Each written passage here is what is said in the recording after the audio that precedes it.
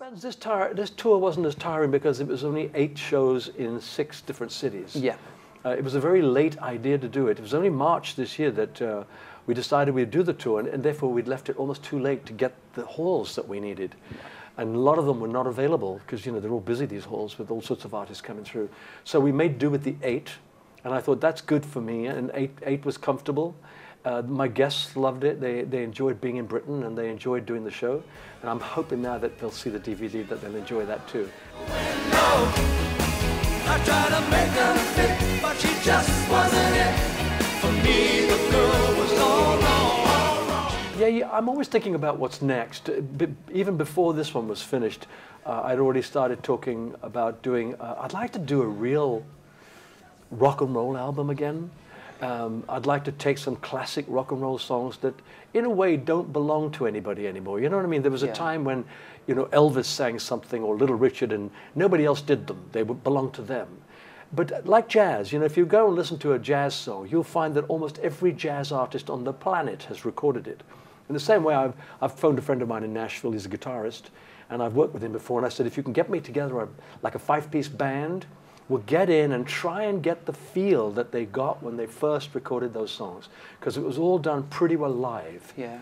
And although I want to use contemporary techniques, yeah, I think if we can get a basic done live and exciting, then we can sweeten it with adding on bits of this and bits of that, maybe a bit of string here, a bit of brass there. But basically, I'd like to try and get something rugged and real. Wonderful.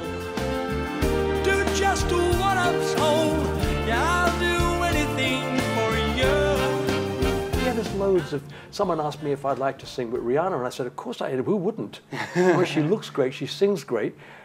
When you do a duet, though, it's whether or not you can come to an agreement as to what song. Mm-hmm. You know, quite often I hear other singers as well as Rihanna, and I think I love the way they look, I love the way they sing, they perform, but I don't always like the songs they do. You know, there's a bit of a gulf there sometimes. So, but if we got together and could come to an understanding about a song, it would be terrific. So yeah, there's loads of people. Yeah. It's whether or not they want to sing with me, though, I don't know.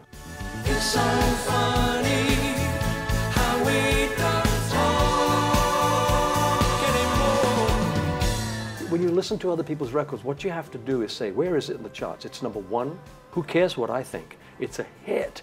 And anybody, whether it be a rap artist or Rihanna or anybody that has a big hit, nowadays particularly when record industry is in its absolute lowest level, their success is part of our success. It keeps our industry alive and buoyant.